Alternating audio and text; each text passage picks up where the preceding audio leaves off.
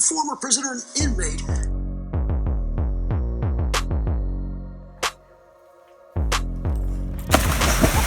You did it. What are you doing, Guns? You bit the hell out of me. Wanna see you with your hands up. Going straight to the sky, let me see you put your hands up. Cause we do till we die and we on another level. I'm at New York City. To the first we goodbye, to the got a piece of the pie. Told you once, told you twice that we only got one life. On the way to achieve success after prison, and he's going to share his story with us right now. Diamond shine, best at night. You wear yours, I'll wear mine. Go dumb. What's up? Welcome back, another Street Beat edition. I am headed to my dad's to take him for his second knee surgery in like 6 weeks. So he had to have both knees surgerized. So I'm going there to pick him up, drive him in the morning, because he can't drive himself. So I figured I got some time to burn. So best way to do that is by telling some stories. You know me, a lot of these stories I've touched on in full or in part in the past. I think I did a show, a video called Crazy Friends from the Neighborhood. Like crazy neighborhood friends. And it had me thinking that, because I was just talking about this dude named Mike McCauley. And that's a crazy mother effer. And I think we all have crazy ass friends from the neighborhood. So I'm going to talk about a couple of mine. I'm going to talk about Ricky. I'll start with Ricky. I'm just going to talk about Mike McCauley, but I'm going to talk about Ricky. So, Ricky, I'm not going to say his last name. I think he's in prison right now. I feel kind of bad because when he got out of prison, like, I think since I've been home, 7-8 years I've been home, he's been in and out of prison like 3 times. I don't really pay that much closely attention to him, but it's deer. I gotta watch these deer. But at one point I did reach out to the kid, you know what I'm saying?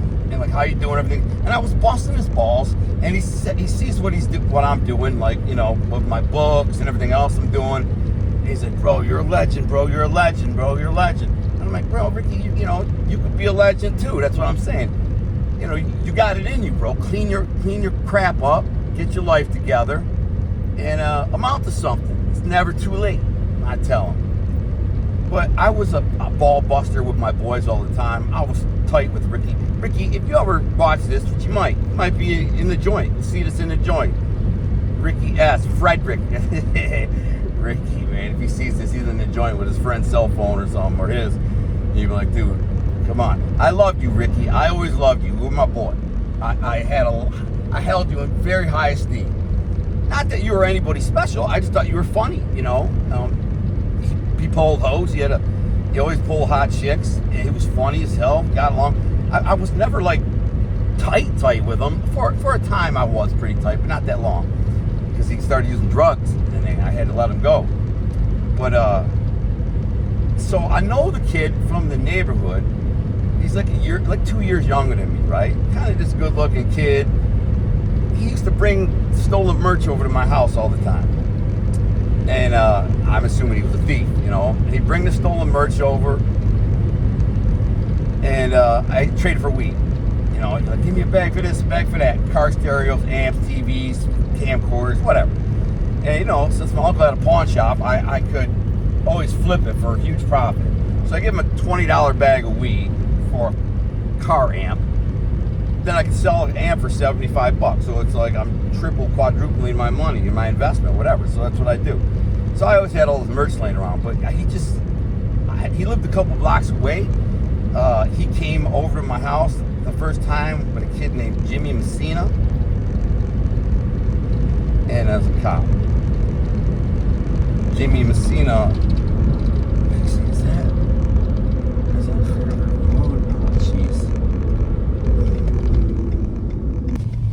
Is that River Road? Yeah. Yes, I keep going, right. Is it? God, it seemed like what didn't take me so long last time. Okay, how much farther? 10 miles? How many miles do you think? All right, my dad's waiting for me, so I gotta. You have a great night. Be safe. Thank you. Well, I missed my thing. I had to stop and ask a cop. Sitting there, chick, good-looking chick cop, funny. It didn't go that fast, but last time it went fast because I was doing a video and I'm like, bang, I was there. I'm like, couldn't have gone that quick. Anyway, so back to Ricky. So Ricky, I got a lot of funny Ricky stories. I'm never gonna fit them all in, so I'm just kind of blow through it. But he was just a kid from the neighborhood, little thug life kid. The kid he came over with, Jimmy Messina. His brother was a mob guy, or tied dude, gangster, whatever you want to call him. I didn't really care. I just sold him weed. He didn't know anything about my connections whatsoever. Maybe they did. I don't know. But so that's it. Ricky would buy some weed from me once in a while. I didn't really even talk to the kid. He's like this little nerdy kid from the neighborhood. He wasn't nerdy. He was just a couple years younger than me. He wasn't a tough guy. He wasn't a gangster. He wasn't a dope dealer. He was just a little thug from the neighborhood. But he was a good-looking kid, and he was funny. So then one day, I'm trying to think. So he ends up going to prison. He gets busted. I actually think he went to prison for selling dope. So he goes away to prison, like a couple of years. He gets out. I don't even know he gets out. So then I get arrested with a pistol and an embezzlement charge. It's a pistol and embezzlement is the charge. And that's a whole nother story. Do a video on that. Just freaking black dude who owned a pizza place. I freaking scammed some money from him. Long story. So I get caught with a gun. That's a funny story though. Me and my boy Mark Monday were running a credit card scam, and I had ran it so many times that I'm like, you go in the store, charge up whatever it was, $1,500. I think he was going to get a return.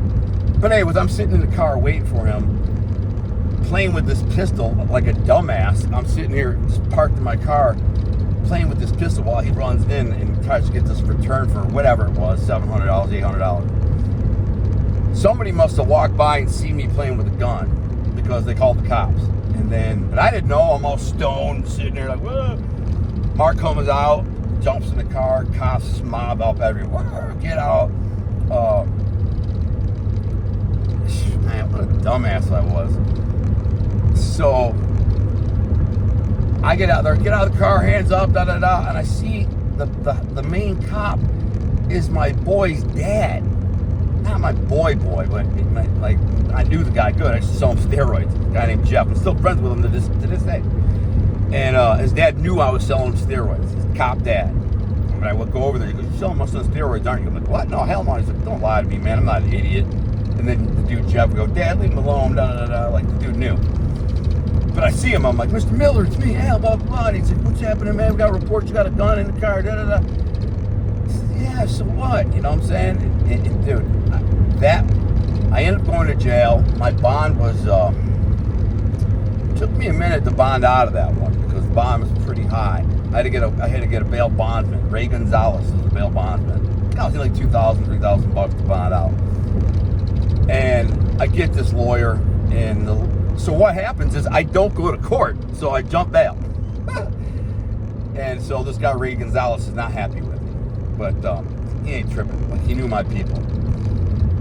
So I ended up getting caught, jump bail, caught. A couple of months later, like I said, I heard Ricky got out of prison. I hadn't seen him. He might have been out a month, 2 months. Then I get arrested while on bail, and they send me back into they send me to the county jail. And now they're not going to give me a bond, or it's going to be like $50,000 and I'm not getting out. So I come walking into, anyone who's been in Macomb County Prison, you know what it looks like. It's a 11-story tower. They call it the tower. And it's like, you got 6, 7, 8, 9, and 10, 11. There are like 2-floor rocks. And there's A, B, C, D, E, F units. So I come walking in, I'm in blues. I got this freaking like bedroll in this little bin for commissary, and come walking in. I'm like, oh yeah. I got sentenced shortly after that. But what ended up happening is I come walking in there, I'm mad as hell that I'm in jail. And I walk in and I see a bunch of freaking black dudes at the card table playing cards. And this white dude who's like housing the game. He's like housing hard. I don't pay no attention. I'm just like, mother effer, I'm in this sucker, bro. I'm so mad to be in jail. So I walk in and set my bin on my bed. I end up getting a single man cell. I just seem to luck out and get a single man cell because there's only 3 on each rock or each floor. It's 6 for the rock. I set my crap down. I look back out into the unit with all these dudes. You know, I don't know how many, 38 guys in the unit, something like that. I don't know. So I look out and I see the dude at the card table. He's like smiling at me.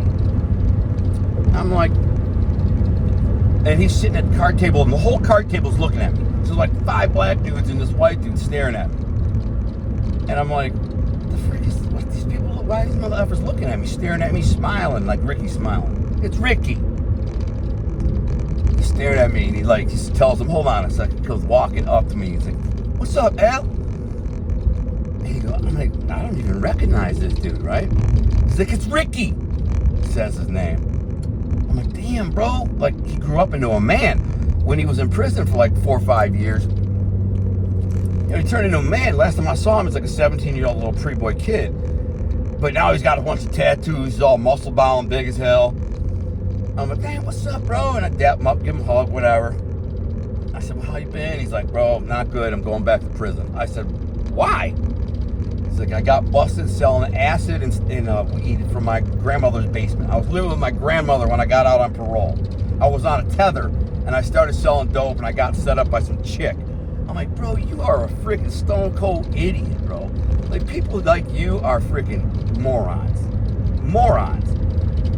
He's like, I know, bro, I know, blah, blah, blah, blah. So we end up hanging out for the next, like, week, 2, whatever it is.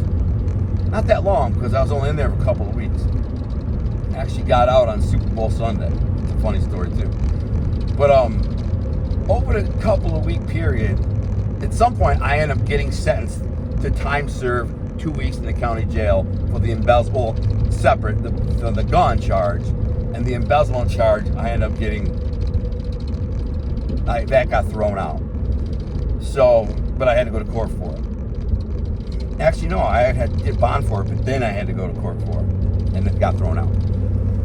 So, I ended up, like, bonding with this dude for the next couple of weeks in there, right? Funny, he's funny as hell, and he's faking hard that he's a tough guy, which I thought was funny, and he did too. Now, all these freaking black dudes in there thought he was a G, because he did a bunch of time in prison. Not a bunch, like 4.5 years. So all these black dudes, he's got tattoos on him, and he's freaking acting like he's a tough guy. He's a big muscle-bound kid, and everybody's on his dick, which I know is a front, you know, which got me cracking up. And I say that, I said, bro, you run hard, bro. You're running these boys like some kind of boss. Like, I know. Thought it was funny. But the dude was hilarious. Hilarious. And I liked him. I kind of fell in love with the kid, like, you know, romance style. I liked him. I thought he was freaking funny as hell. And I'm just thinking, if that cop has me going the wrong way, I'd be so mad. So after I get sentenced to like 2 weeks time served, I have the lien on me for the embezzlement charge, which is out of Harper Woods. Harper Woods is in Wayne County. So they gotta, as soon as I get my 2 weeks up, they throw me in a bus, bring me to the Harper Woods City Court. I gotta go to get bonded over. Now, So I call my girl and her, Christy, her niece, who was, I never really got along great with her at the time, but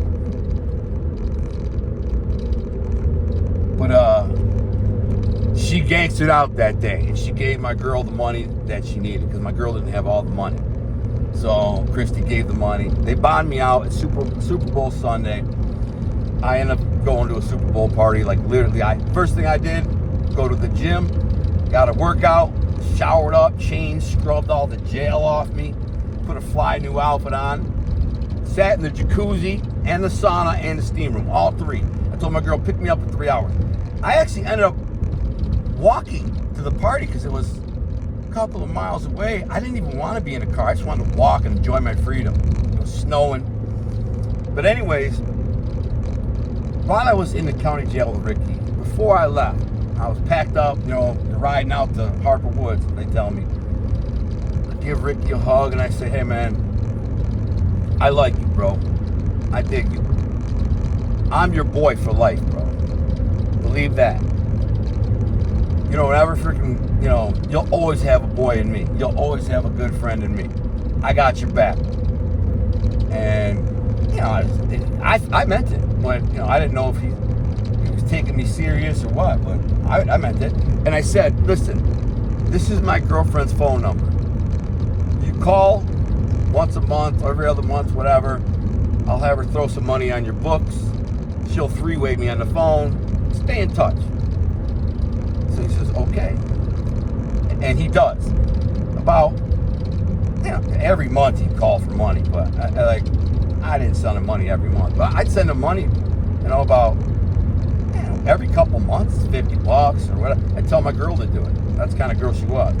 But she'd be like, I'm not sending him money, you send him. Just do it. I don't even know how to do it. I don't even know. And I'd either give her some money of my own or just say do it. And she would. So she'd send him $30, $50, whatever he could afford. But he'd always three-way me, and her stepmother, hated me. So she would bill Ramona for the call, and those calls were like $15. So she would basically make Ramona pay the money for the calls. But anyways, I'd like staying out of trouble. Yeah, I'm working out, I'm doing this. Or you'd see people in there we knew. I'm in here with so-and-so and so-and-so. I'm like, yeah, whatever. I don't care. So then, I don't hear from him for a couple of months, which I thought was odd, but I didn't think about it. I didn't say, wonder where Ricky is. I just didn't hear from him. And when he showed up, I was like, damn, man, where's this guy been? I ain't heard him for 3 months. So one day, this is after I moved back from New York. While he was in prison, I ran to New York.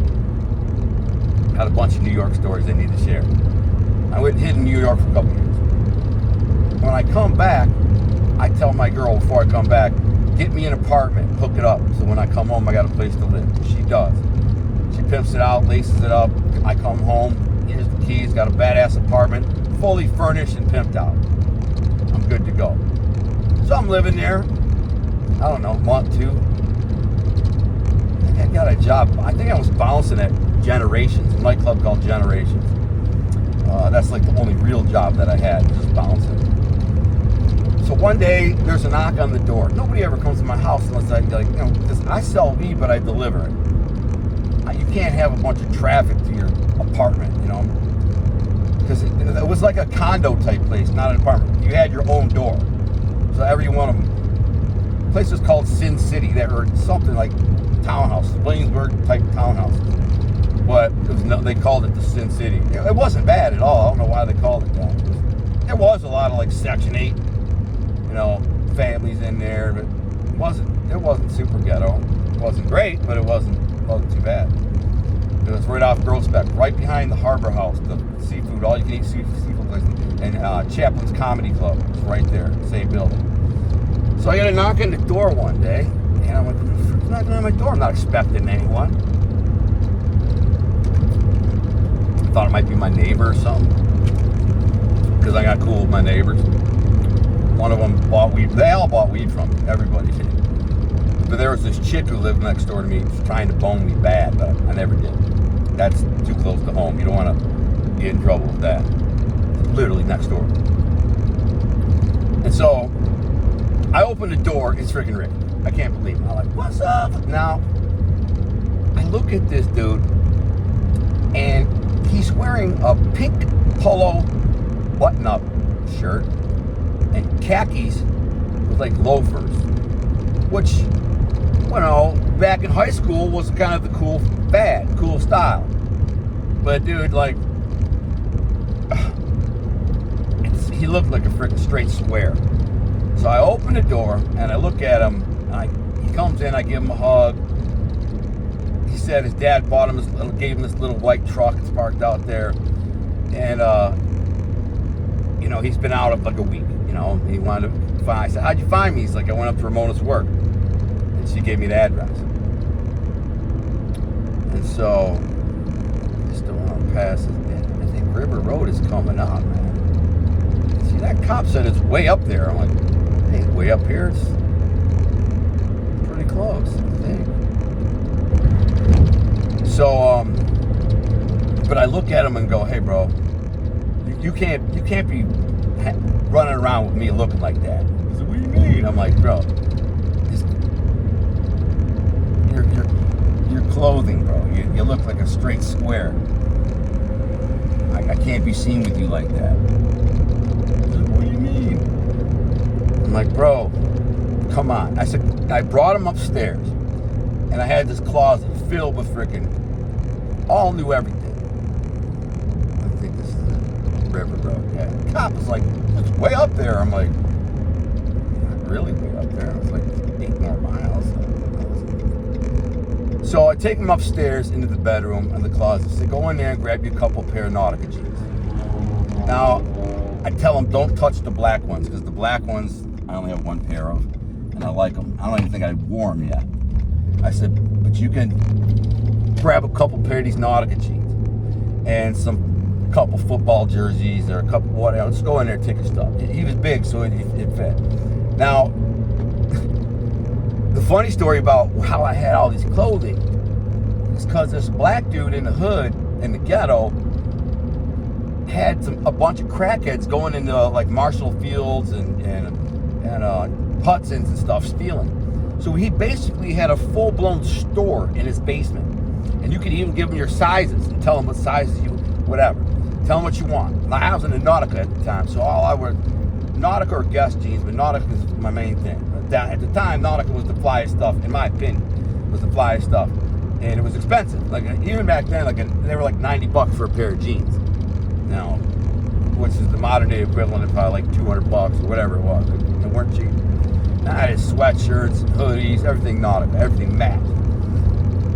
So I ended up taking Ricky to the mall that day, right then. I said, come on, let's go in the car. Now, I didn't have a ton of money. I just moved back from New York, and I just got back in the weed game. My buddy Fat George fronted me a bunch of weed. And I think I might have got some from Chris too. And I got some steroids. I got like a case of steroids. So that was my secondary racket. But I wasn't making a bunch because I just moved back from New York, and I was like trying to build my thing, and I was just bouncing. So I take Ricky to the mall. I buy him a pair of shoes. I spent like $500. I don't even remember what I got him. I spent like $500. It's funny because he don't remember that. He probably does. He just didn't want to admit it when I called him on it. Because I like, bro, when I talked to him on Facebook, I let him have it, bro. I said, how come you never sent me no money in prison? How come you never sent me a letter? Nothing. Dude, I sent you money like every other month for 5 years while you were in prison. I took care of you. Like, I've had my girlfriend put money on your books. So, and had her, you could call. She had to pay for all that. What? My girlfriend actually saw him at the mall, let him have it. I mean, the club. My girl wasn't a big club goer, but after I was locked up, she saw him and his boy in Wild Woodies. They're all dressed up. He comes over, sees her, so he's like, hey, what's up, how's Al? My dog, blah, blah, blah, bragging up on me, right? And she says, you know how he is, mother effer. She don't say mother effer. She says, you know how he is. Why don't you send him a letter? You ain't sent him nothing. Now she's mad. Because she says that. She says, he sent you money for years. you could call for years, yada, yada, yada. And he's like, really, Mona? It's like that, it's like that. She's like, yeah, it's like that. You don't ask me how he is, ask him yourself. You know where he's at. Really? Really? Just gonna, bust my balls like that? She's like, yeah. And if he was here right now, you'd be shaking in your shoes. He said something like that. And if he was here right now, you'd be shaking in your shoes. Because she knew how mad I'd be. I've been in prison for a couple of years. This guy never wrote me or sent me a dime. I give him a little bit of a pass because I know he was up and down on drugs. So I know when you're on drugs, you're kind of up and down. You're not yourself. But when I was hanging around with him, I got to go back in time because I jumped over a bunch because I jumped when I was in prison. But when he just got out of prison, I gave him some clothes and stuff. Bought him some clothes. So I said, bro, I'm taking you to the club this weekend. He's like, I'd never been to a nightclub. The dude had never been to a nightclub. He got locked up when he was 17. He gets out for a month. He's on tether. He gets locked back up again. So he gets out, he's like 26 years old. Never been to a nightclub. He never mathed on no hotties. But he had game though. But he had never been in the game. He'd never been in the game. So I said, come on, we're gonna go to the club. So a couple days later this weekend, I said, pick me up. He picks me up in his car, his truck. The club, called City Rhythms, is only like a mile down the road, which I think is perfect. That way you don't gotta drive very far. It was a new club. It just opened about a month or two before this. We pull up, and the parking lot there's a line wrapped around the building to get in, and the parking lot is so full there's nowhere to park. So thankfully we end up parking across the street, and this plays into what happened. Got in a big old brawl, but I'll get into that. So we parked across the street. We had to cross an 8-lane highway. I believe THROWBACK is an 8-lane highway. It's like a main highway, this club is on. So we gotta dodge traffic, get across. I'm wearing a pair of Nautica jeans and a cream colored Nautica sweater. It's like legit sweater, knitted sweater with sweater design. Underneath I got a wife beater on. I'm big as a mother effer, but with my shirt on you can't really tell how big I am. I just look like a big bulky dude, kind of like I do now. I was bigger than this, way bigger. But I don't remember what he was wearing. No idea. But I come walking up, and the bouncers, I see them and I know them from the gym. Don't know their names, but I recognize them. They work at a World's Gym, which, by the way, was right next door. It was like 300 yards away. That's the gym I trained at, and that's the gym these dudes trained at. So they knew who I was. I didn't know their name, but I see them. I come walking up to them like, hey, what's up, bro? This is me and my boy. And they're like, yeah, come on. They open up the velvet ropes. They let us in. No cover. We go straight in. We go right up to the freaking... First thing that happens when I walk in there is the DJ Rubik's Cube, Bobby Leon's his name, sees me and gives me a shout out. He goes, this next song goes out to my boy Big Al. Boom, ding dong, keep their heads ringing. He kicks the song and keep their heads ringing. So I'm walking through the crowd. He says, Big Al in the house. This next one goes out to my boy Big Al. What's up? He always keep their head ringing. And he said that after I knocked out a guy at the club where I was bouncing. He was a DJ there, and he saw me knock some dude out. He says, man, you always keep the heads ringing. Boom, ding dong. So then that became my song. So every time he'd see me at the club, walk in the door, he'd hit me with that song, which is fun. And of course, Ricky thinks I'm a big shot. I just walked into this packed nightclub. This club's got like 1,200 people in it. And it's not that big. And it's big, but not that big. It's crowded, mass, music bumping. He's never been to a club. So in his mind, this is like, oh my God, this is crazy. I'm like, come on, yeah. So I walk up to the bar. The bartender is my boy. His name is Pat Keck. He's literally the world champion bartender in the world. Literally the world. He flips bottles and does these crazy routines with them. He actually won the state, the regional with the Miami for the national, won that, and And Jägermeister, his sponsor, sent him to Amsterdam, and he won that one too. He showed me the video. I mean, I wouldn't even believe it unless he showed me. He showed me the freaking video at his house. I actually lived at his house for a while. He let me stay at his house. He had a spare house. His mom died and left him a nice house, but he was living with his girlfriend. So when I was looking for a place, just stay at my house, bro. Yeah, my little brother lives there, but you know, he's cool. He's totally pimped out, fully furnished, macked out house. I won't even charge you. I'm like, that, boom. So that dude actually wanted to take me to Amsterdam when he went to Amsterdam for the World Championship. He's going to take you out, and I wasn't even that close with him, dude. He's this little skinny crackhead motherfucker. No offense, Pat. You were using drugs. You did smoke crack on the weekends, but I always liked him. I liked him. He's a funny guy. I liked him. But dude, yeah, he had a weekend habit. I don't know why he wanted to take me to Amsterdam. I said, nah, bro. Mom's thing. I don't even have a passport. And I said, well, you know, you're probably better off taking your girlfriend. He had a serious girlfriend. He lived with her. You know what I'm saying? I'm like, probably better take your girlfriend than me. I'm thinking, why do you want to take me, bro? I'm like, I don't know why he liked me. But you know, let's go. Well, like I'm walking up with Ricky that night. He's bartending, and his like partner, the one he does the flip bottle routines with, he's there, right? So I come walking up, and I say, "What's up, Pat?" And he sees me. He goes, "Because I don't drink. Now, if I buy drinks, it's for, you know, my friends or somebody or a girl. I don't usually buy drinks for girls. I never do it. Because then they think that you got money and now they're in it for the money. So I just tell them I'm broke. That's how I got. I tell girls I was a college student. I just tell them I'm in college, broke.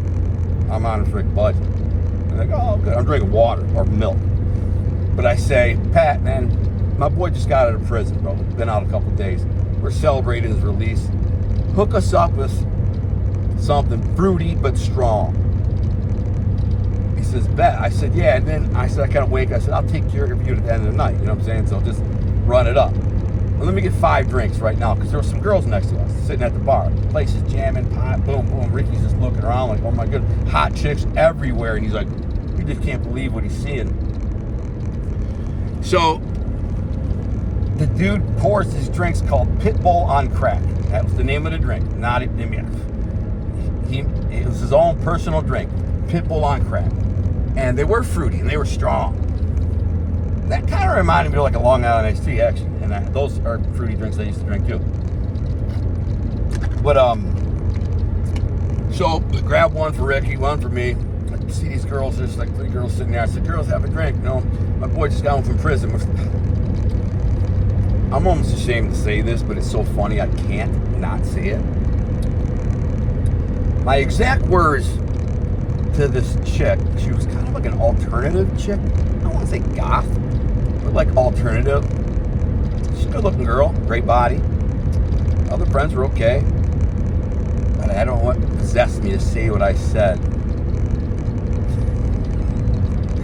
I said, my boy just came home from prison, and between the two of us, we got at least 15 inches. I don't know why. No idea why I said that. None. Forgive me, Father, but it's funny but not funny. Between the two of us, we got at least 15 inches. And she laughs, and Ricky starts macking her. Ricky ended up boning that chick too. Not that night, but like a couple weeks later, he ran into her again and then hooked up with her. But so we're hanging out with these girls. We drink about 2 drinks, and the music's bumping, and that song called, I think it's Master P. It ain't my fault that I do that. It ain't my fault that I do that. It comes on. Ricky says, let's go dance. Now he, like, I'm gonna dance, bro? It's like kind of hot in here. I got a sweater on, but you wanna dance? You can dance. Not cool, man. I'm just doing whatever he wants to do. It's just like, you know, this homecoming celebration. So we start dancing, and he does it like some guys bump into him, and he shoves them, and they shove him back, but they're smiling and laughing. So it turns into, it ain't my fault, oops, did I do that? It ain't my fault, oops, did I do that? And they start pushing each other, and then like, I did it, you know, I did the same thing, pushed one of them, kind of funny. And then one of them shoves me from behind. I got a drink in my hand, so it's not like I'm doing nothing crazy. But one of them shoves me from behind, and I turn around, and the bouncers are watching now. And by the way, like a lot of people started getting off the dance floor. They're like, nah, me and Ricky and some of these, I thought they were all Chaldeans, which are Arabs. A lot of Chaldeans in Detroit area, Metro Detroit. They're called Chaldeans. They're Christian Iraqis. They're all, you know, I have no homophobia, but they're all handsome as hell, and the women are gorgeous. Anyone who knows. The Chaldean women are gorgeous, but you don't see them very often. They're not allowed out. You don't see them. You just don't. You don't see them in the club ever. But the dudes are in there all the time, and they're all like studly as hell too. They're all ripped up, good genetics, muscle bound, dressed. They always have a funky smell about them though, because of the food they eat. So you can always smell them. And like I smell Chaldeans. I'll turn around. There's a couple of them behind me. I thought these guys were Chaldeans, but they weren't. They're Albanians. Maybe because I was a little drunk, and because I can usually tell Albanians from Chaldeans easy. These guys kind of they weren't easy to tell. So I set my drink down. I actually set my drink down on the dance floor. And I turn around, and it ain't my fault that I do that. Boom, I slam this dude. And he freaking, boom, and he turns around and looks at me. And I'm like, yeah, come on, some more of that stuff.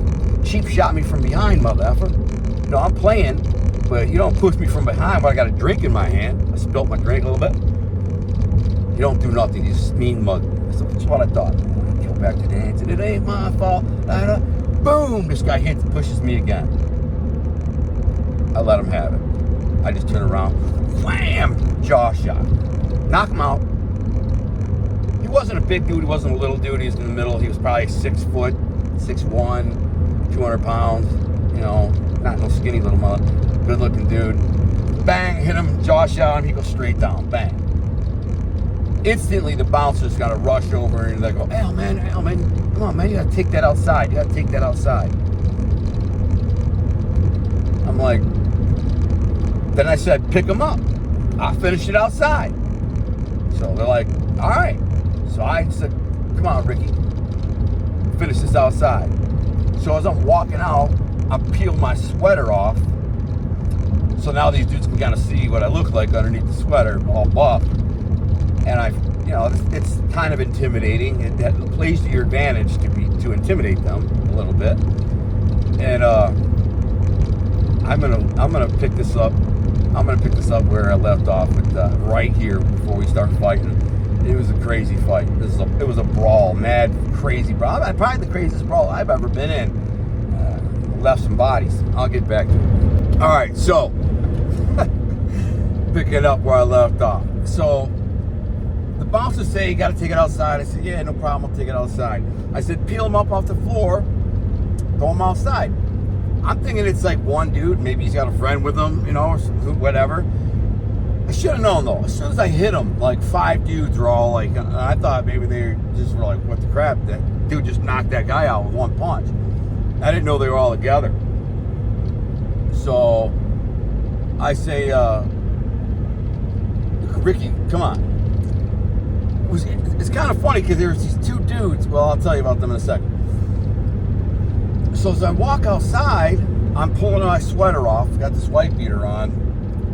And I walk out the door. The kind of 2 bouncers they're walking out there going, "Hell, man, my manager's right there, bro. You gotta handle your business. Just take it outside, man." You know what I'm saying? I said, "Yeah, whatever. I'll handle it outside." I said, "Bring the dude out here. We can finish it outside. No problem. I'm ready to smash this dude if he wants some." I'm thinking he's about to bow out. Usually, you knock a guy out, it's over. He don't want no smoke. I can't recall.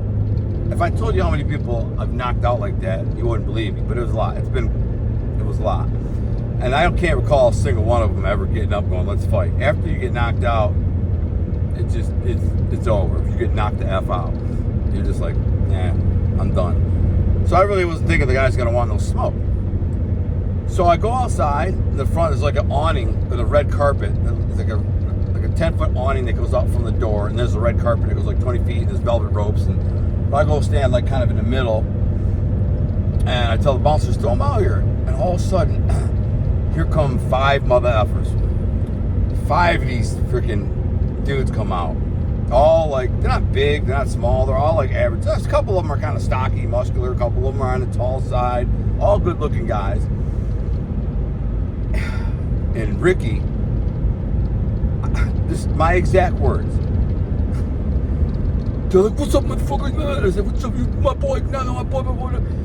And I said, what's up? I'll take all you mother effers. That's when I took off my shirt. I think I still had my sweater on. Then I took off my sweater. I said, come on, I'll take all you mother effing Arabs. That's what I said. I call them Arabs. Which Arab is like a kind of a curse word. Like it's the N word for Arabs. You say Arab. Now it's just kind of like whatever, you know. I said, I take all you Arabs. Let's go. And they go, we ain't no Arab. We Albanian. We Albanian. I said, whatever. That's exactly what I said. I'm like, whatever. Come on, who's first, mother effer? And I get squared up like this. Now, there's like 3 of them that were kind of on the bigger side, and they kind of stepped to the front, and they're like flinching at me. I said, yeah, who's first? Who's first? Let's go. And I'm flinching, we're flinching back and forth.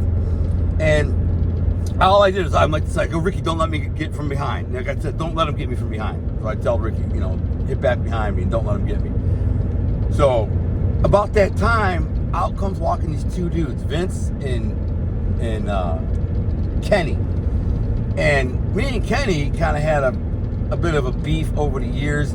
I got into it with his brother. I gotta stop him, gas. I'll be right back. So this dude Kenny, his older brother, was kind of this big tough guy. You know, we're boys now, so I don't even care. But I ended up sleeping with his girlfriend when they broke up, right? And I ended up dating her for a couple of months.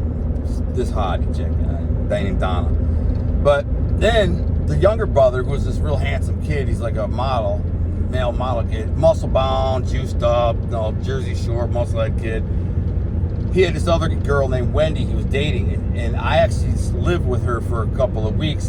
When I got caught cheating on my girlfriend, she kicked me out of the house because the house is in her name. So I went and lived with these 2 chicks, a chick named Wendy and a chick named Melissa. And the Wendy chick was dating the Kenny dude, and like they got in a fight one day, and she came running in the house talking about Kenny's threatening to beat me up, and I went out there and I told the dude, hey man, listen, you know, I don't care if that's your girl and you're fighting and arguing, whatever, but you put your hands on her, I'll beat your freaking brains in, bro. And he says, oh really? Yeah, I'll go get my brother. And I'm like, dude, go get your brother, bro. I said, ask him what happened with me and him already. He said, you think you'll be my brother? I said, man, listen, go get your brother. I'll wait on the curb, bro. Hurry up. I know you only live a couple miles away. Go get him. So, this is the same brother I had to beef with. This is the same dude whose father is the cop who knew I was selling steroids years before. So this is kind of same story. The one whose father arrested me when I got caught with a gun. Same dude, right? But at this point, I'm beefed out with the dude. Just goes to show you in the neighborhood the drama. So he peels off. Oh, I'm gonna go get my brother or whatever. And then I get a phone call 45 minutes later, and the brother's on the phone. He go, what's up, man? You gonna beat my brother's ass? I said, no, I'm gonna touch your brother as long as he don't put his hands on that girl. I said, but if he does put his hands on that girl, the next time you see your brother will be in the emergency room. That's what I said, exact words. And the dude's dad, the cop, was on the phone, other line, listening, and the mother was too. She goes, oh, what's her? We got you on the phone, threatening. I said, no, what did I say? I said, if your son puts his hand on this woman who I'm living with, then I will put him in the hospital. Yes, you're welcome to record that. Play for the judge. I don't care. And the cop says, oh, listen, I know how to deal with riffraff like you. I've been dealing with riffraff like you all my life. I said, deal however you want, dude. I'm just saying, if he puts his hand on this girl, I'll smash his ass, and the next time you see him, we'll be in the emergency room. That's my promise. Oh, we got him. The mom, we got him. And I knew the mom, too. She was nice. I'm not even sure she knew who I was, like, on the phone. Because she's a waitress at a restaurant. I used to go in there all the time. Hi, Miss Miller. She was totally nice. I don't think she realized it was me. But the dude was threatening to she was telling me he's threatening to beat her up. So then I just said, hey, you're going to touch the girl. It's your girlfriend. Fight, whatever. Anyways, then fast forward about a year or two, I didn't really talk to the dude or get cool with the dude, the Kenny dude, the pretty boy, Jersey Shore kid. He's in the club that night when I knock out the dude, and I'm about to fight these Albanians out front. And him and his dude Vince, who I grew up with, a kid named Vinny, who grew up on my street. I was never friends with him. He was like my age, and then he moved me. He was like 10. And then I didn't see him again until the club circuit, 12, 14 years later. I start bumping him into the club, and I'm like, that's familiar. And he says, hey man, remember me? I'm like, no. He's like, it's Vinny from the street, from the block. And I'm like, oh, what's up, man? Yeah, I was wondering what happened to you. He was mad cool. he was friends with this dude Kenny. So they both come running out, and there's 5 dudes. So I got Ricky behind saying, don't let him get my back, Ricky. And then Kenny and this other dude go, "Hell, we got your back." And I kind of look at him like, really wasn't expecting this Kenny dude to say, "I got your back," you know. But I think Vinny told him, he's like, "That dude Al just knocked that dude out. That's my boy. I grew up with him. I like him." And Kenny's probably like, "All right, I'll have his back." So they come out there like soldiers, and we're outnumbered. I think there's 5 of these Albanians. It's just me, Ricky, and these 2 dudes now. And I'm squared off. Like, we're flinching at each other. What's up? And, $25, man, from a half a tank. $25 didn't even give me half a tank. I was at a half a tank. I put 25 in thinking it'd fill it. It didn't. But, so this little guy is kind of off to the side, a smaller dude. I mean, he's like a 5'6", 5'7", little 150, 60 pound kid, right? And I'm flinching with these big dudes. We're both going, "What's up?" I'm like, "Yeah, who's first? Who's first?" I said, come on. And they're flinching me, and Ricky's all nervous behind me, and these other 2 dudes are over there. There's 5 of them. And the bouncers are kind of barricading the door. Not barricading, but they do in a minute. They're just kind of standing there like watching it to see what happens. You know, it's right in front of the club. I'm squared off with this crew of dudes. And this little dude sneaks off to the side, and I'm thinking he's just getting out of the way so he can let his bigger homeboys freaking handle this big dude. 'Cause like I said, I was about 240 muscle, benching 500 pounds, you know what I'm saying? Squatting 600 pounds, deadlifting 550. And I had a white beater on. I was huge, you know what I'm saying? I was in good shape, in the best shape of my life. And so I know these dudes are thinking, now, if this big dude, me, got any fight in him, he could be dangerous as hell.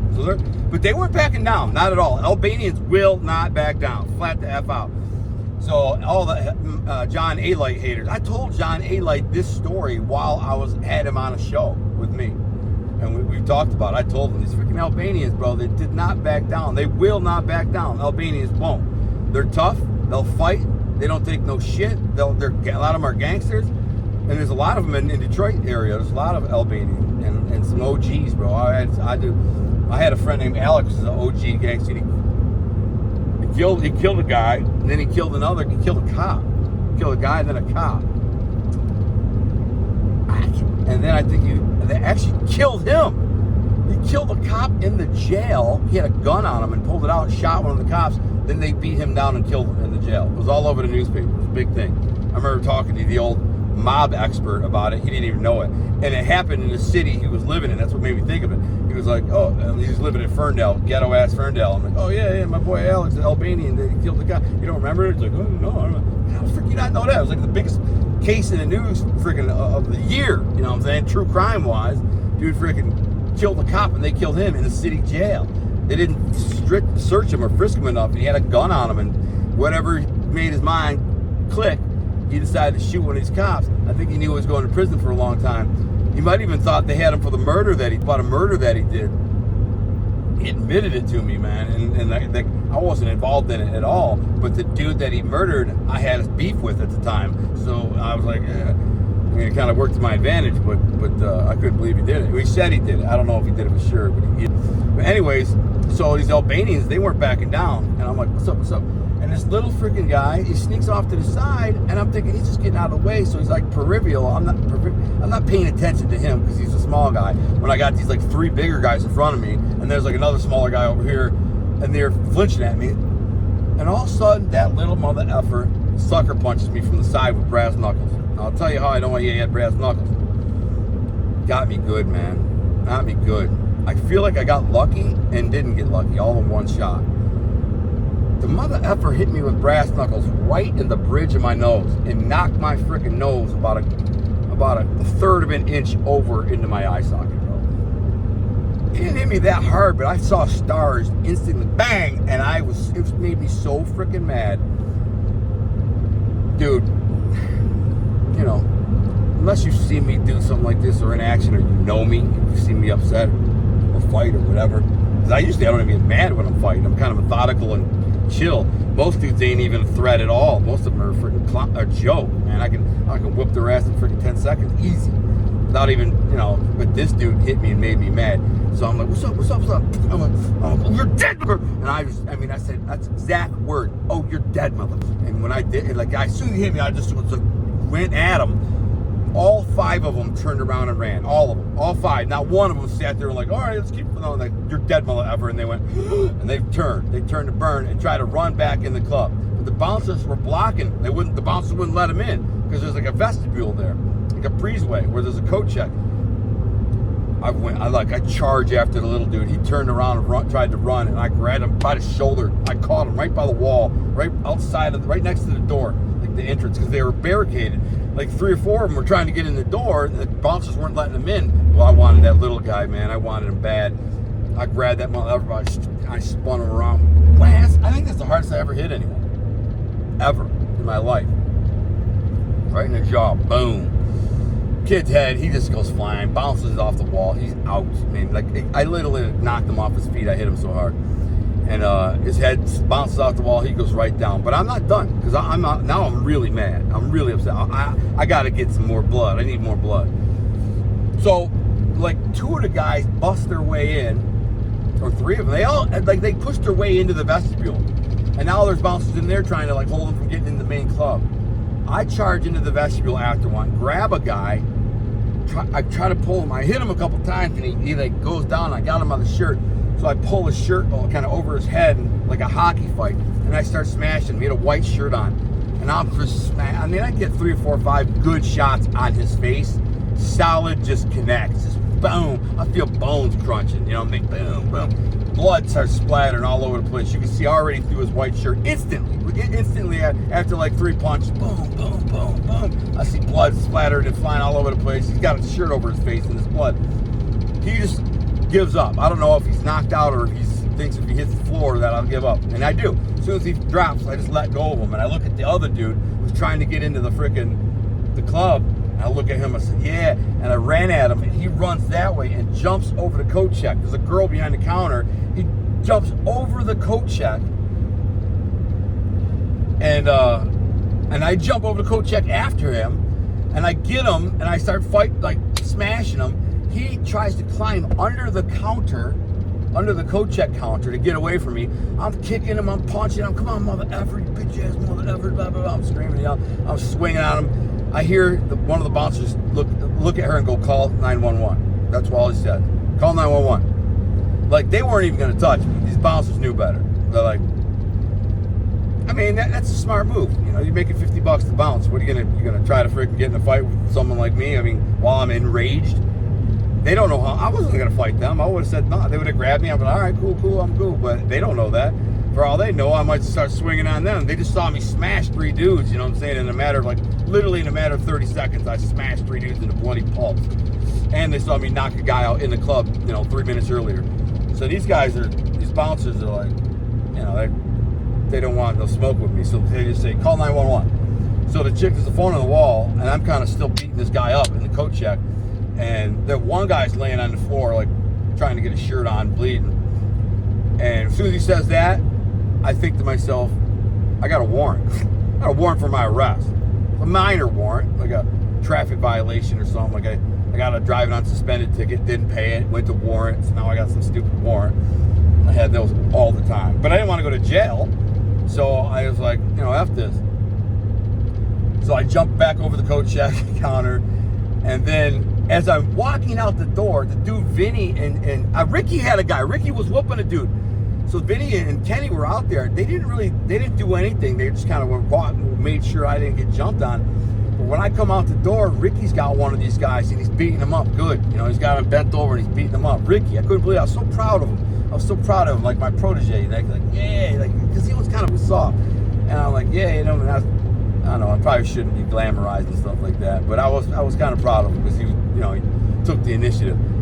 But the guy was getting whooped, so he broke away from Ricky's hold and went to go run back in the club as I'm walking out of the club at the same instant. He don't see me. He don't see me till he's like I'm already cocked back like this, and then he kind of looks up and I'm right there. He sees me.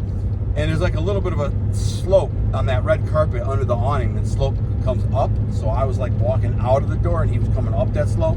And as he kind of broke away from Ricky's grasp, he lifted his head, took 2 steps, and I was like there, wham! Another jaw shot. I always go for the jaw. It's the best shot, man. You hit somebody in the nose or the eye or something, you could hurt your hand, you could kill him. You don't want to kill a guy. I just like to knock him out. So that's what I did. He come walking up, wham, hit him in the chin, boom. He's knocked the F out too. So now I got the little guy with the brass knuckles. He's knocked out. He ain't moved.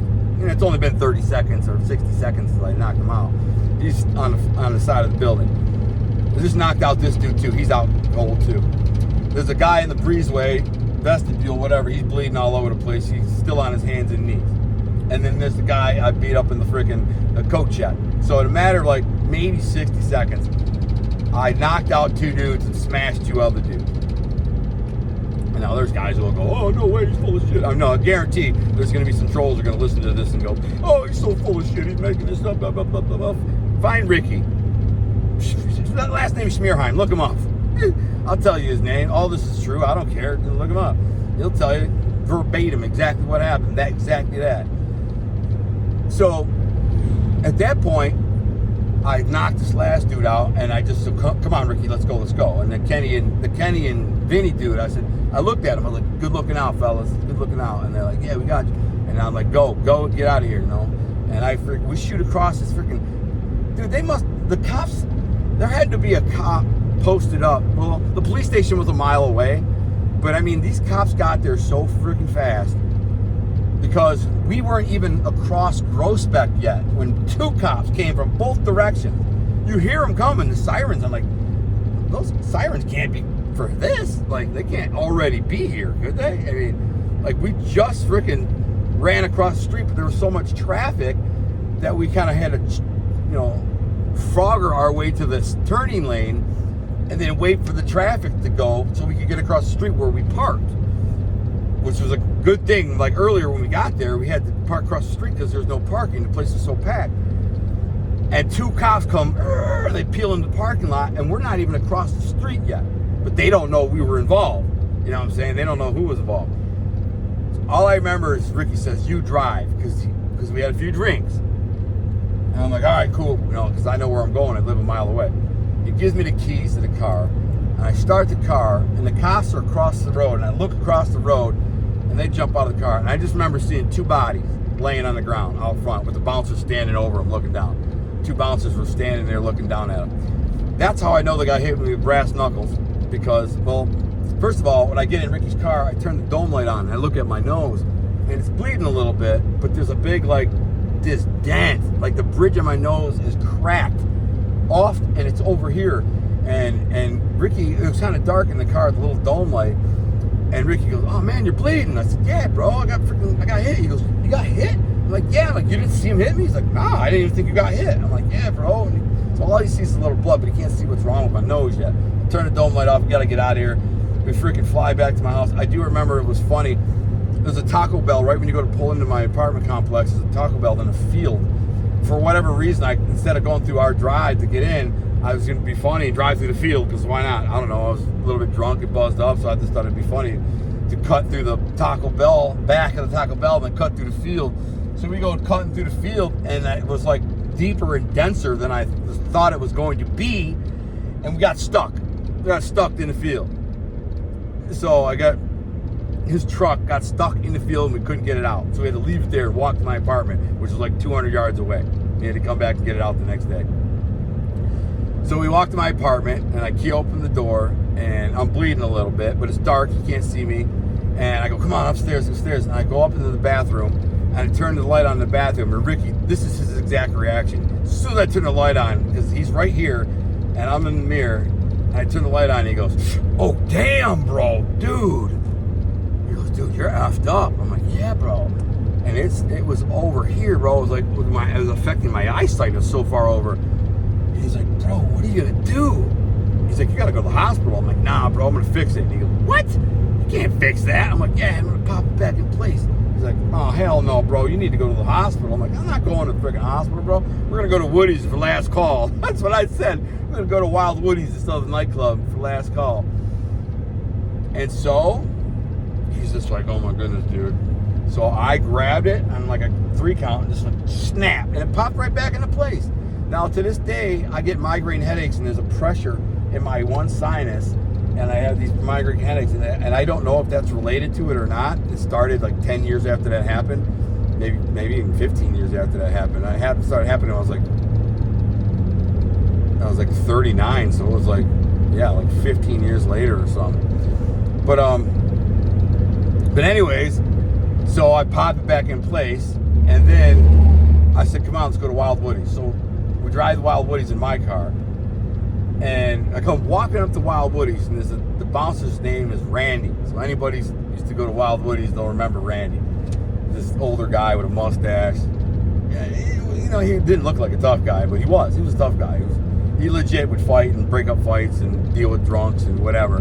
He wasn't no punk at all. He didn't look like no big ass tough guy bouncer, but he was the head security there, and he was friends with Frankie Scroy, who owned the place. Frankie Scroy's an old wise guy, an old mob dude.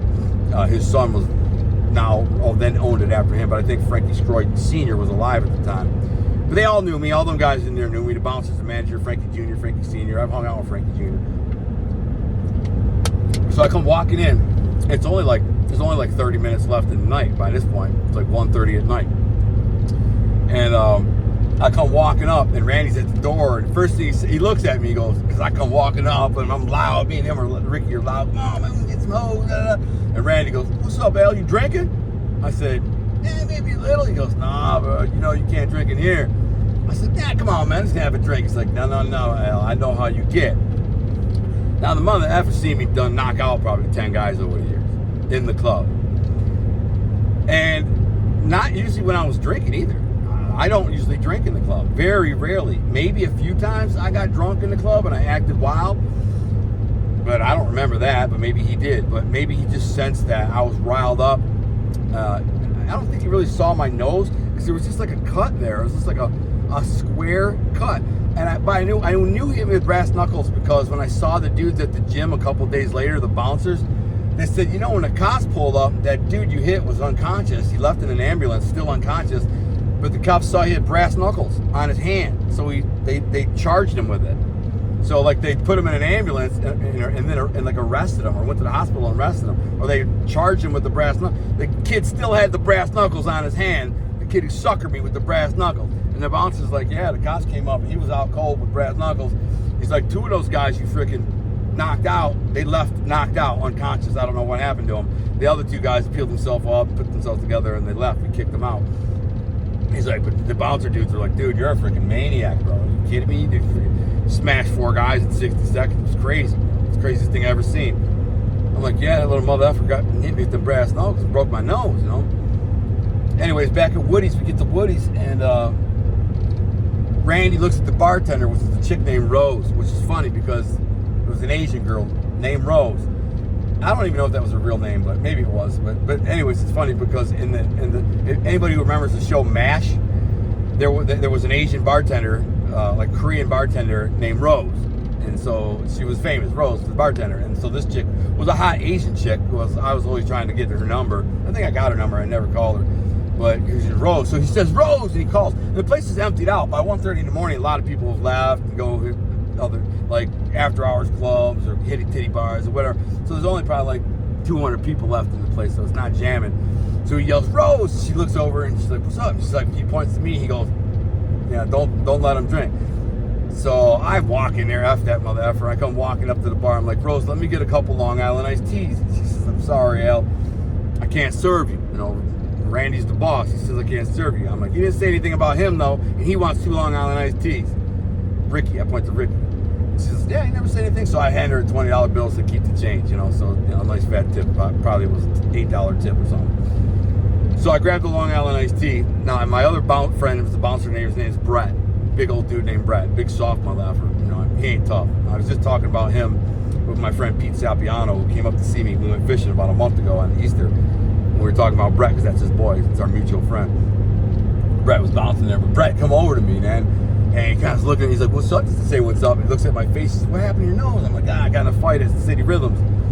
And I said, "What happened?" So I started telling him the story, and I'm going through the motions. I'm standing at the bar, going through the motions. Man, this mother effer just look at this, blah, blah, blah, blah. And I'm like, my blood pressure's getting up to the point to where my nose starts trickling blood, and it's dripping on the bar. And the girl, she's looking at me, she's like walking around, and she looks at me like, oh. I'm like, what? She's like, dude, you're dripping all over the place. I'm like, what? She's like, blood, look. It's all over the bar, dripping blood. Ricky's laughing. He don't even say nothing because I'm into the middle of the story. He's enjoying hearing the story. Blood's trickling down my face, dripping on him. You don't care. He's like, yeah, it's funny as hell. So, anyways, she gives me some napkins, and I shove them up my nose, and I finished telling the story. Brett thought I was freaking crazy. So then I go home. After the bar closes, I go back to my house because my girlfriend said she's going to come back to the apartment with a couple of her friends after they go out. I think they went to like a party or something, right? So I figured maybe a couple of her friends for Ricky, you know what I'm saying? So we come showing up. Now, I don't know, but they came home early. They got home at like 1:30 or 1 or whatever it was. We weren't there. We had already left to go to Woody's. And when she hits the door, she sees blood on the door. And she's like, uh-oh, blood. She goes, oh, Ricky must have got his ass whooped. That's literally what she told me. She said, I saw the blood. It was on the door. It was on the wall going upstairs. It was in the bathroom. She's like, I figured somebody whooped Ricky's ass. She said, I didn't think it was you. I'm like, no, that was me. That was my blood. And I tell her what happened. And we go there. And like, we paid euchre for a couple hours till 4 in the morning with her friends. And that's all I remember, man. That was nice. But I will tell this. So I end up going to prison. Ricky starts using drugs, getting high. And I told him, I said, bro, I can't deal with you. Like, we were selling dope together. I was fronting pounds of weed. I got him a good job making like $25 an hour working with my boy Mike. Mike was a big weed dealer. I put Mike and him together. I said, front him some weed, take care of him. Ricky started selling pounds of weed for Mike and me, and he was doing good. He had a good job, rough and framing houses.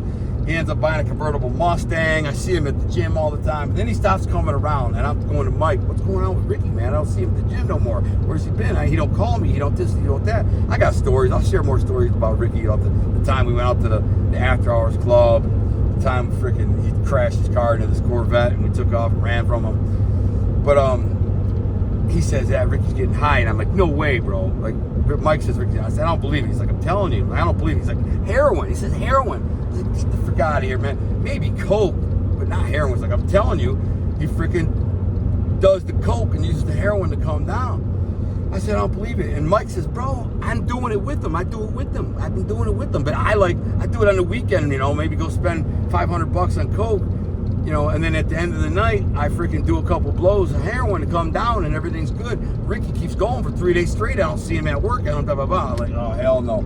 So I say to Ricky, I give him a burner. I had given him a burner phone, for business, for the weed business. And I call him. I say, hey, come meet me. Or we met somewhere, Big Boys, I think it was. And I say, hey, man, give me the burner. He's like, why? What's up? I said, give me the burner, bro. You're out. He's like, what are you talking about? I said, you're out of the game. He's like, what, man? I said, you're getting high. No, I'm not. You're getting high. He's going to lie to me, man. This one, I literally said, bro, you're going to lie to me, bro? You're going to piss me off now, bro. That's what I tell him. I said, bro, if you lie to me, you're going to look me in the eye and straight up lie to me, then you're going to piss me off. I'll beat your mother effing ass, bro. And he goes, really, Al? Really? I said, yeah, mother effer, give me the phone. I said, I can't deal with you. He's like, what? Why? What?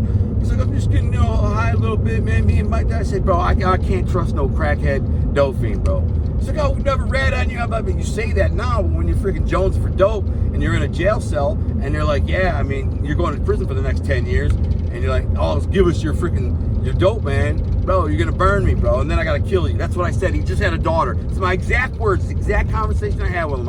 I said, man, like, he might even remember this. Anyone could bring it up with him. I'm sure he must remember this. I said, bro, if you flip on me, then I'll have to kill you. I don't want to do that. Let's cut that, like,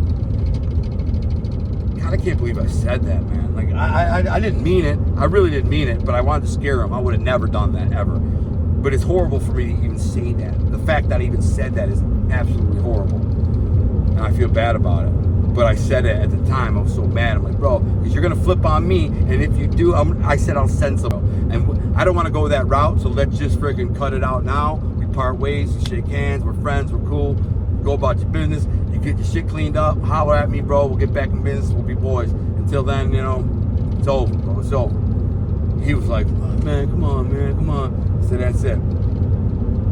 And that was it. I didn't see the dude. That's it. Then I went to prison, I don't know, 3-4 years later.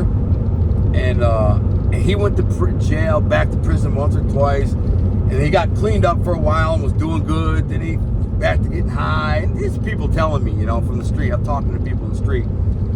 But then, you know, 3 years after I get locked up, Ramona, my girl, sees him in the club. She says he looks good. He's wearing a nice, clean outfit. He's looking good. He's all tan and toned up and freaking got his little frosted tips on his hair, pretty boy. And I'm like, so he's doing all right. So, because I was just like, man, if he's out there getting high and he ain't writing me or sending me any money, it is what it is.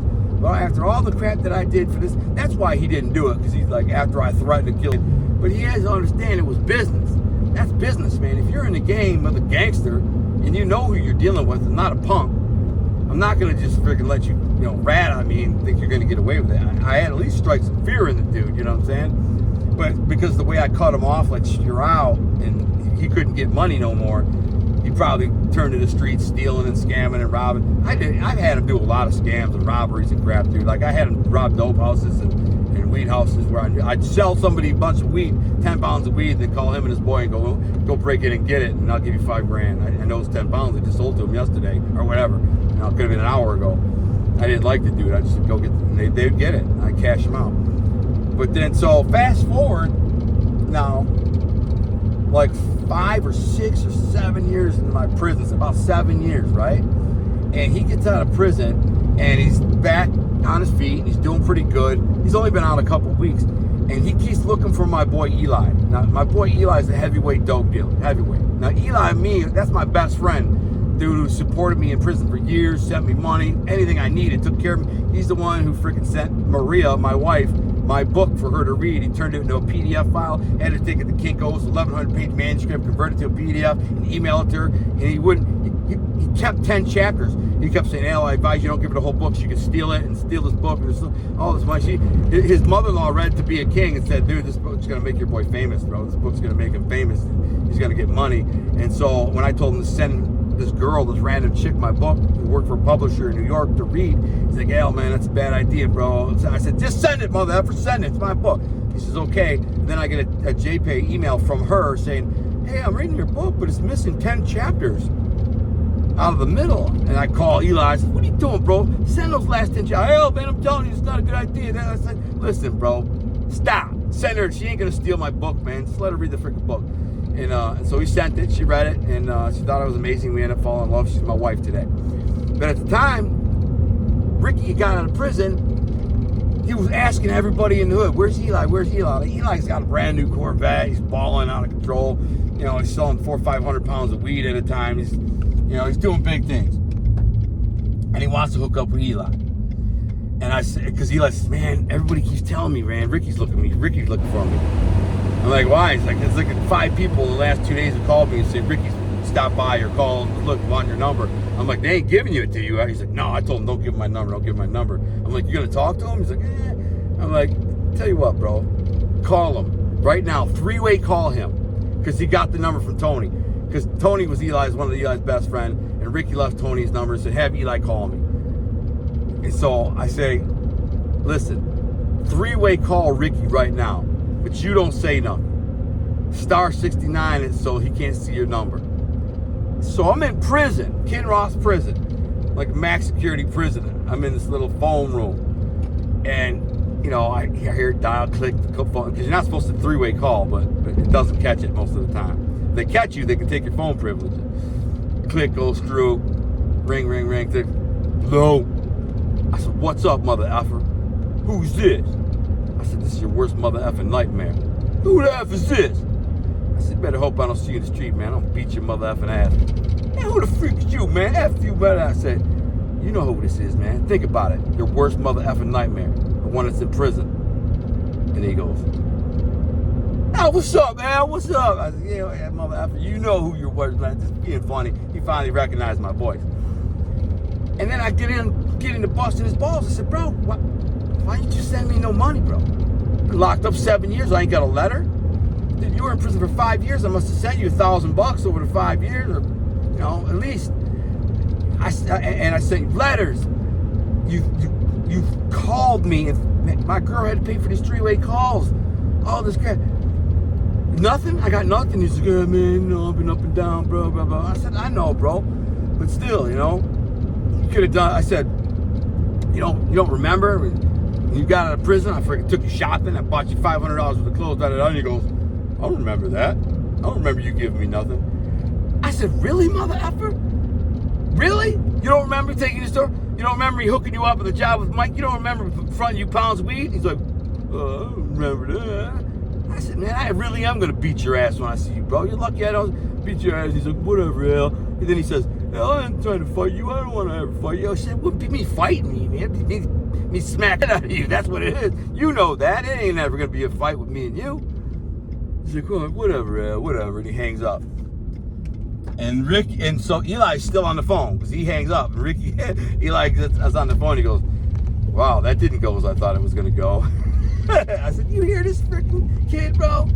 This ingrateful mother effer, man. Are you kidding me? After all I did for this kid, and like, he can't even say, hey, listen, Al, I'm sorry I was doing bad. And my bad. I'll send you some money, man. And then get on my feet, something, nothing. So that was it. I don't talk to a kid again for another, I don't know, 6 years. I get out of prison.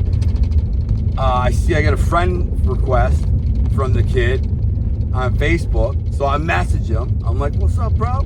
How you doing? What's up, man? Da, da, da. How you doing? I'm like, I'm doing this, I'm doing that. He's like, oh, that's when he was like, oh, man, you're a legend. I said, yeah, bro, you can be a legend too, bro. You know, get your shit together. And I start busting his balls. I'm like, man, you got to stop freaking being a loser, bro. You're too old. I'm like, bro, you're like, at the time, I'm like, you're like 40 years old now, bro. You've been done, out of the last 20 years, you spent 15 of them in prison. You can't keep doing this, bro. Let go of the dope, man. I mean, do you like to get high that bad? And I'm busting his balls. He's like, oh, man, hell, come on. And the last time I talked to him, I was trying to, like, encourage him, you know, but busted his balls, because that's what I do. And he says, Al, I got to go. I'm like, what's up? He's like, I'm absconded from parole. Because I checked it. I ran his name at the MDOC, and it showed absconded, which means he's wanted by his parole officer. Like he hasn't checked in, or he failed dirty urines or whatever, and they're looking to arrest him and send him back. So that's when I messaged him. I said, what's up, man? He says you're absconded, bro. What happened? Thought you were going to get your shit. He's like, whatever. I said, bro, go turn yourself in, get your shit together, do it a little 2-3 months violation back in jail, go to what they call a CRT or whatever it's called, where you got to go to this prison for 3 months and a halfway hell for, get out, get back on your feet, do the right thing, get yourself. He's like, whatever, man. He's like, because then he said something like, whatever, man, you working for my parole officer or something? I said, what? I said, all right, bro, we're done, bro. We're done. Good luck, bro. Wish you the best. God bless.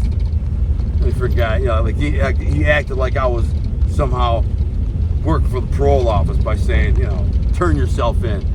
No, bro, you're gonna get caught eventually.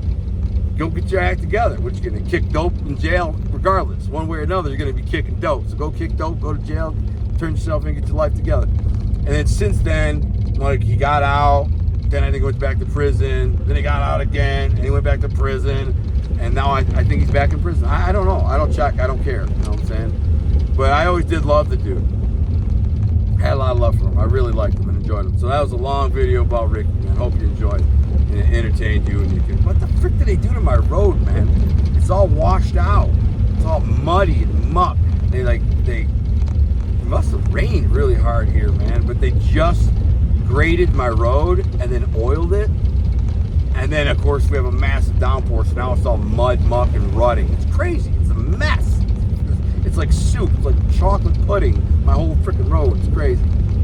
Anyways, I'm home. That was my ride home from my dad's house. And God bless you. Look at this freaking road, man. You can hear it. It's insane. It's like freaking fudge soup. Insane. I just washed the car, too, man. It's crazy. God bless you, man. That's another one in the books. I'm going to get back to work. I took a day and a half out to help my dad for nothing. He's like, here's $300. I was like, Dad, $300? I would have made more than that just sitting on my computer at home. You know what I'm saying? He made me drive for like 5 hours for $300. I wasn't expecting anything. You know what I'm saying? But still, he handed me $30. I'm like, it's kind of insulting. I'm like, $300. Keep your money, dude. But I don't need your money, man. I came to get you because you're my dad, not because not for $300. $300 is wasting my time. I'd rather stay home. I hate driving. Anyways, God bless. I'm home now. Life is good. And I'm going to get to see my cat, Maggie. I'm miss my Maggie and my wife. God bless you. Former prisoner and inmate.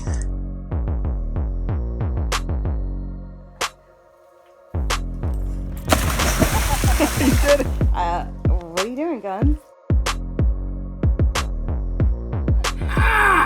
You bit the hell out of me. Wanna see you with your hands up. Going straight to the sky, let me see you put your hands up. Cause we do till we die and we on another level. I'm at New York City. To the rest of your body, the hips and the whistle. Got a piece of the pie. Told you once, told you twice that we only got one life. On the way to achieve success after prison, and he's going to share his story with us right now.